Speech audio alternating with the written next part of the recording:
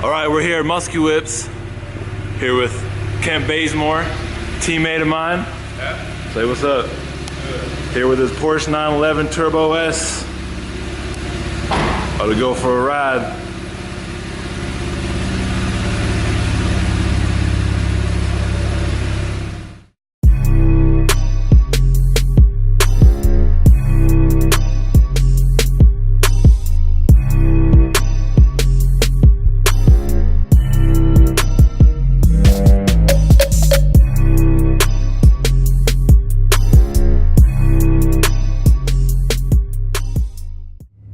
So yeah, the space in here is great. I'm comfortable, man. You know, that was one of my issues too. I mean, the R8 is cool, but it has like that legit cockpit feel where it's really narrow. Right. And like the middle dash it's so weird. Yeah, exactly. It's like nothing almost. Exactly. Everything is like in the dashboard interface now.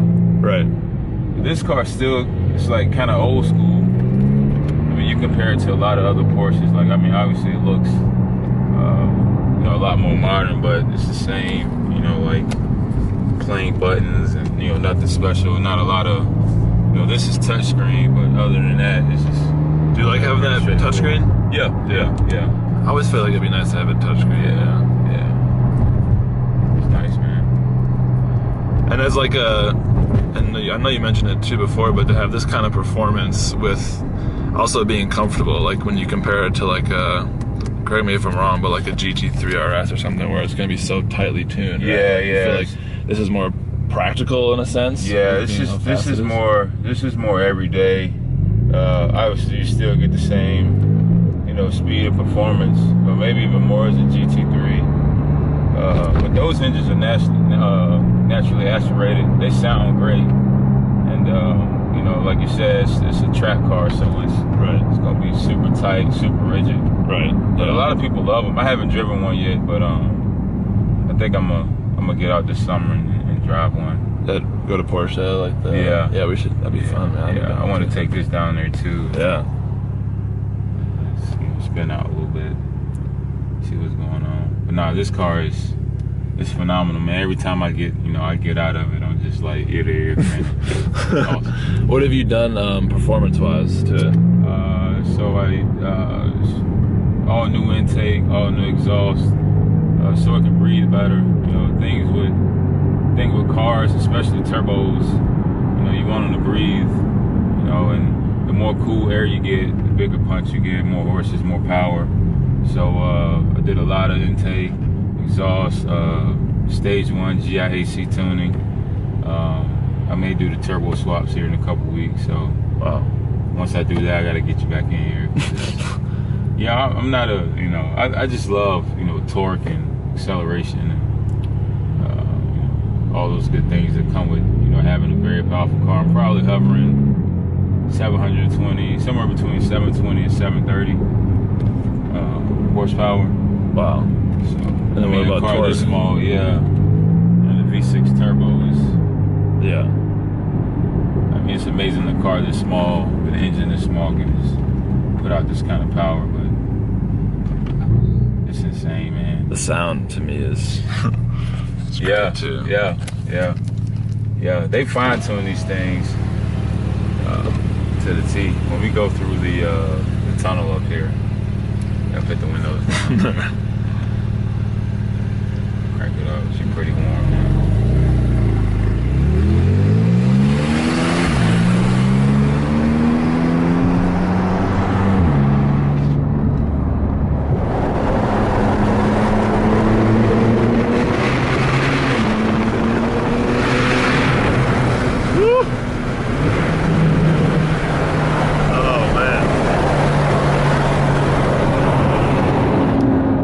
First get into cars? I mean, were you always as a kid, or? Yeah, I was a huge Fast and the Furious guy. When they had the Honda Civics and the Mitsubishi Lancers and you ever play Need for Speed? Yeah, Need for Speed. I was a Gran Turismo guy.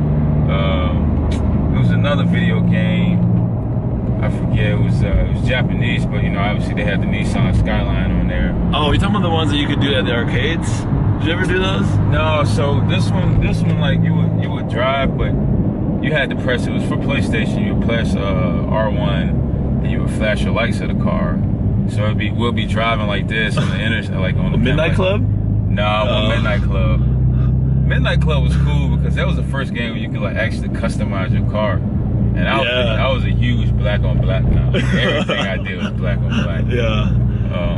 That's why though you did such a good job with this car, because it's got that kind of sense from the outside that it's black on black, but then you get closer and you see the carbon. Yeah. So like last night when we parked, and I parked at the arena, I parked next to yours, and like, you know, from a distance you can't really tell, but when you get close you're like, damn, it's so cool with like the tires and the rims that you put on it with just like the, I don't know, I mean it's a cool touch. Yeah, because I mean, so for what I wanted to do, you know, you see a lot of people kind of doing the same thing with like black cars. It's either like, you know, the lighter color wheels or gold wheels. You know, I went with satin bronze, my guys from Boston wheels, and then the Turbo S's come with the yellow caliper, so I put, you know, tire stickers on it for a little bit of contrast. Yep, yeah, I noticed that. And then the darker carbon, you go with the darker carbon, so because like you say, you know, when you're far away, it just looks, you know, completely black. When you get up close, you know, that's the conversation starter. Like, it's a cool carbon. So I mean,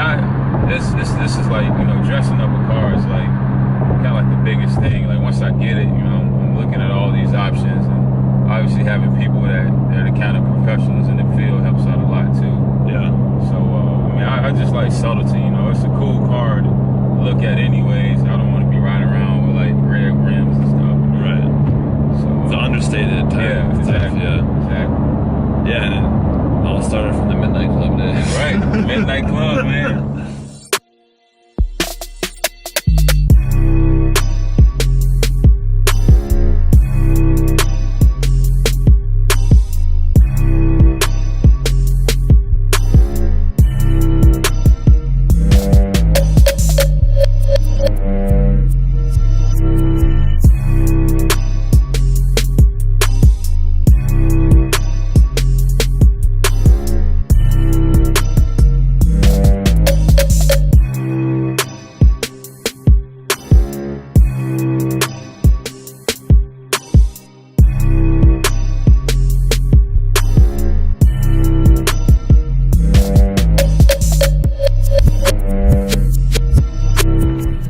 Thank you for taking me for a ride. Of course, man. Anytime, this was brother. fun, man. I definitely picked the best guest I could have for the first, who knows 3 times more than I do about cars.